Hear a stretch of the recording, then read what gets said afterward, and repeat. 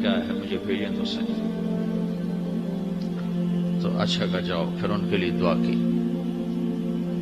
تو یہ بچے سے وہ 100 جنگیں لڑا ہوا.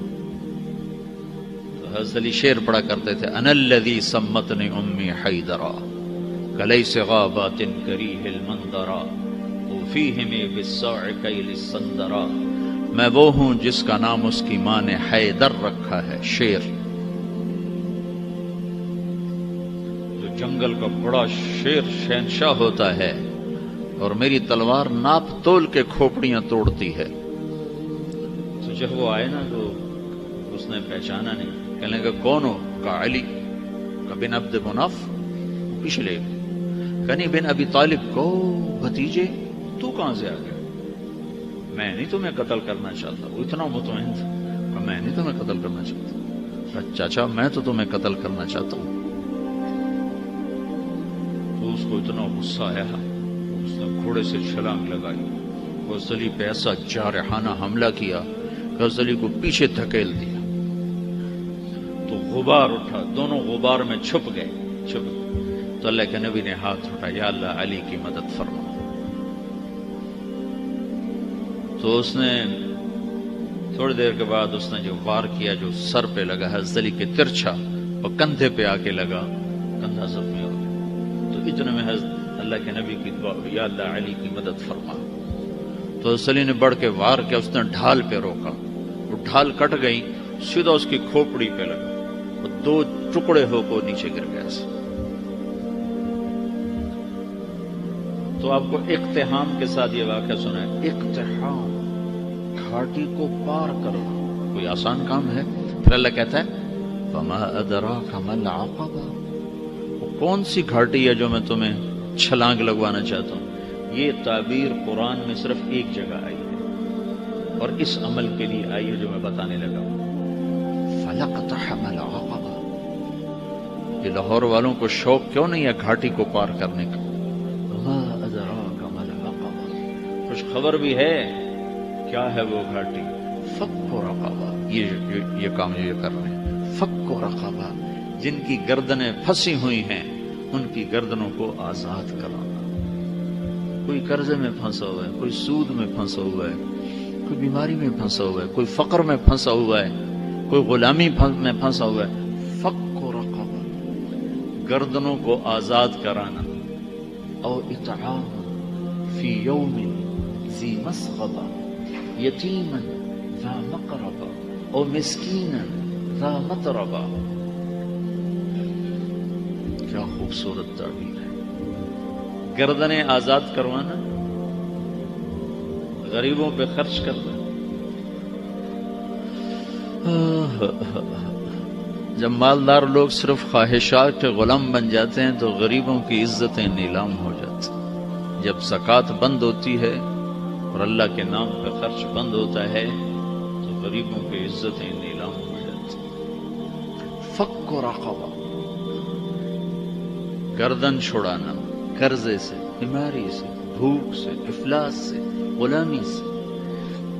اور غریبوں کو کھانا کھلانا, یتیم کو کھانا کھلانا. مسکین ذا متربہ. جس کے پاس کھانے کو کچھ نہیں اس کے گھر خود جا کے اس کو کھانا کھلانا. حسن اور حسین بیمار ہو گئے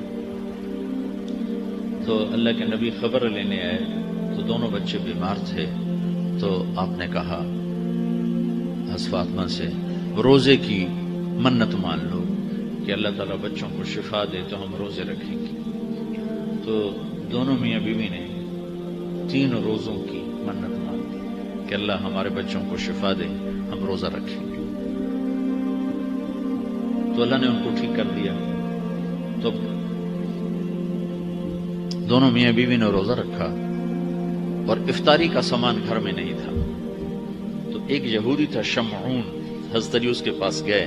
کہا کوئی مزدوری ہے؟ کوئی مزدوری ہے؟ کہاں ہے؟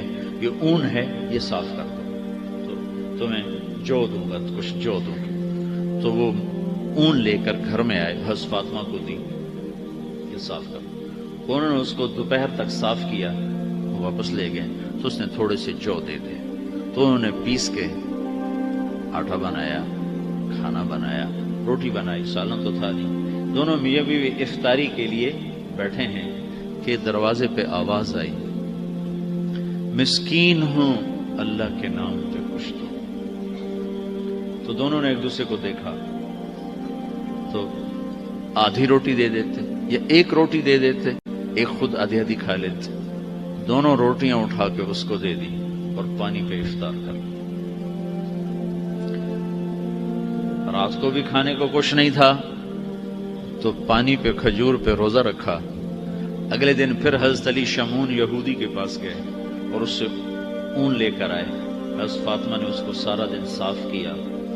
عصر سے پہلے مزدوری ملی، اس کو صاف، اس کو پیس کر آٹا بنا کر روٹی بنا کر میاں بیوی کھانے پر بیٹھے تو دروازے پہ آواز لگی، یتیم ہوں اللہ کے نام پہ کچھ دو.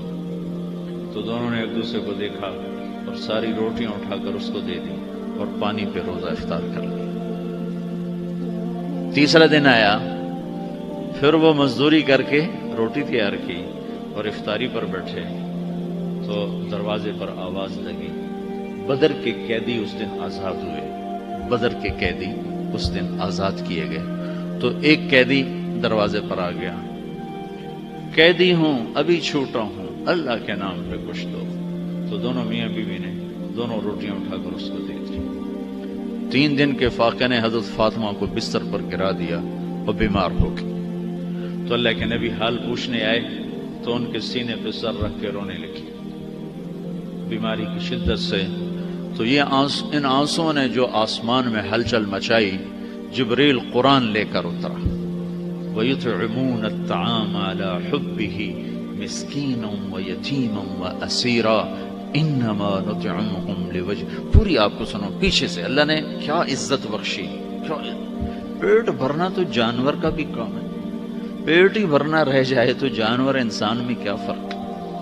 ان الابرار یشربون من کاس کان مزاجها کافورا عینا یشرب بها عباد اللہ یفجرونها تفجیرا. یہ میرے بندے ایک دن آنے والا ہے وہ پئیں گے جس کا انہیں تصور بھی نہیں، کافوری شراب پئیں گے. پھر اب ان کی تعریف، یوفون بالنذر، اپنی نظر کو پورا کرتے. وہ منت کا بولا، اپنی نظر منت کو پورا کرتے ہیں. یوفون بالنذر ویخافون یوما کان شرہ مستطیرا، اور آخرت کے دن سے ڈرتے ہیں. اب ان کی یہ صفت ہے، ویطعمون الطعام علی حبہ مسکینا ویتیما واسیرا. یہ خود بھوکے ہوتے ہیں، علی حبہ، خود بھوکے ہوتے ہیں اور کھلاتے ہیں مسکینوں کو، یتیموں کو اور قیدیوں کو. اور پھر ان کی اخلاص کی اللہ نے گواہی دی، انما نطعمکم لوجہ اللہ لا نرید منکم جزاء ولا شکورا. اللہ ان کے اخلاص کا گواہ بن رہا ہے کہ یہ کہہ رہے ہیں کہ ہم صرف اللہ کو راضی کرنے کے لیے کھلا رہے ہیں، ہم کوئی آہ واہ نہیں چاہتے. انا نخاف من ربنا یوما عبوسا قمطریرا. ہمیں اس دن سے ڈر لگتا ہے جس دن، جو دن بڑا خوفناک ہیبتناک ہے. پھر اللہ نے آگے بشارت دی، فوقاهم الله شر ذلك اليوم ولقاهم نضرة وسرورا وجزاهم بما صبروا جنة وحريرا متكئين فيها على الأرائك لا يرون فيها شمسا ولا زمهريرا ودانية عليهم ظلالها وذللت قطوفها تذليلا. آگے تک یہ قرآن اترا کہ اللہ تعالیٰ کہ جبریل آگے پیغام لے کر کہ علی و فاطمہ کا یہ عمل ایسا پسند آیا ہے کہ عرشوں پر بھی دھوم مچ گئی ہے. اور یہ سورہ طہر کی آیات کو اتارا گیا کہ میرا رب ان کے اس عمل پر ایسا خوش ہوا ہے کہ خود کھانا خود جمع کرنا کون سی بڑی بات ہے.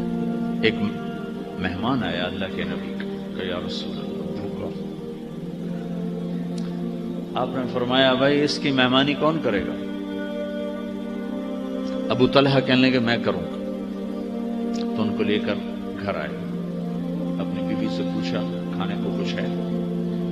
کہنے لگی بچوں کے لیے کچھ رکھا ہے، تیرے میرے لیے بھی کچھ نہیں ہے. اچھا بچوں کو سلا دو پہلا کو سلا کر اور کھانا رکھو، اور جب مہمان اور ہم بیٹھ جائیں تو چراغ بجھا دینا، اور ہم منہ ہلاتے رہیں گے اور ہمارا مہمان پیٹ بھر کے کھا لے گا۔ تو بچوں کو سلا دیا، بھوکے سلا دیا، اور خود دسترخوان پر بیٹھے تو ان کی بیوی چراغ ٹھیک کرنے کے بہانے جا کر چراغ کو بجھا دیا اور دسترخوان پر بیٹھ گا، ایسے منہ ہلاتے رہے اور مہمان کھاتا رہا، اس کا پیٹ بھر گیا۔ جب یہ صبح مسجد میں پہنچے نماز میں تو قرآن پہلے اتر چکا تھا اور میرا رب فرما رہا تھا وَيُؤْثِرُونَ عَلَىٰ أَنفُسِهِمْ وَلَوْ كَانَ بِهِمْ خَصَاصَةٌ۔ میرے کچھ بندے ایسے ہیں جو خود بھوکے رہ کر اوروں